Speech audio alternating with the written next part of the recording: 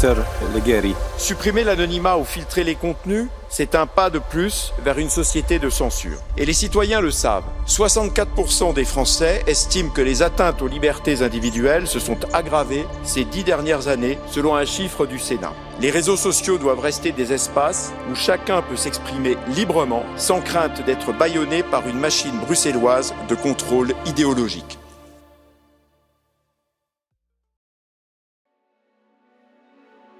J'ai commencé ma carrière professionnelle en 1996 à la sortie de l'École nationale d'administration. Je suis allé tout d'abord au ministère de l'Intérieur.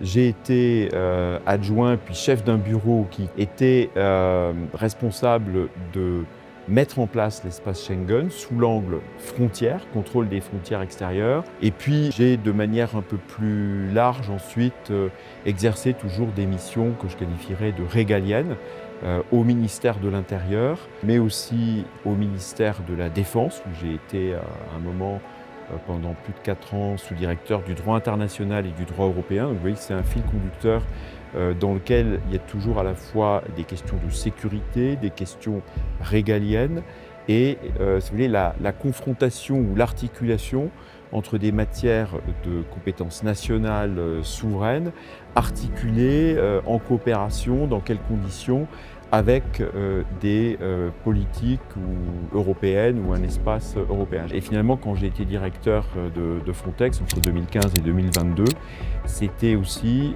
une matière, en tout cas dans mon esprit régalienne, puisque dans mon esprit, il s'agissait de contrôler les frontières extérieures européennes. À partir de 2019 et plus clairement à partir de 2020, là on était dans le règne des ONG avec la commissaire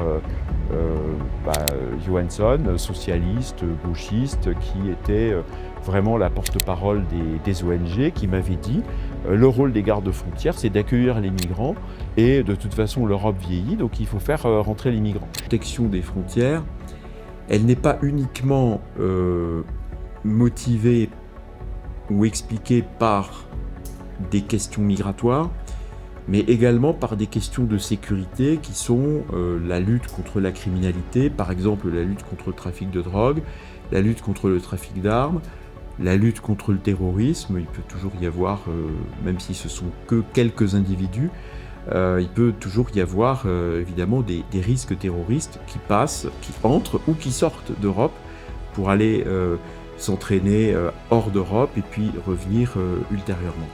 Alors je pense que la frontière, elle doit continuer à être quelque chose d'affectif, chargé d'émotions de ce point de vue-là, mais évidemment elle a aussi une fonction et finalement c'est peut-être ça le secret d'une frontière à la fois pacifique, bien gérée, c'est-à-dire qu'on dit chacun reste chez soi, on sait que ici c'est chez nous, de l'autre côté de la frontière c'est chez vous, mais ça n'empêche pas d'avoir une bonne coopération. Donc pour moi la frontière n'est pas une fatalité d'être un lieu de séparation, ça peut être un lieu de rencontre à condition que l'on ait une politique fière de nous-mêmes, fière d'affirmer qui nous sommes, fière de respecter nos lois et notre souveraineté sur le lieu de la frontière. Parce que si vous faites entrer dans votre maison des invités et que vous ne donnez pas du tout le sentiment de vouloir faire respecter les règles qui s'appliquent dans votre propre maison, eh bien c'est l'ouverture au chaos et vous ne vous ferez pas respecter par les voisins que vous invitez.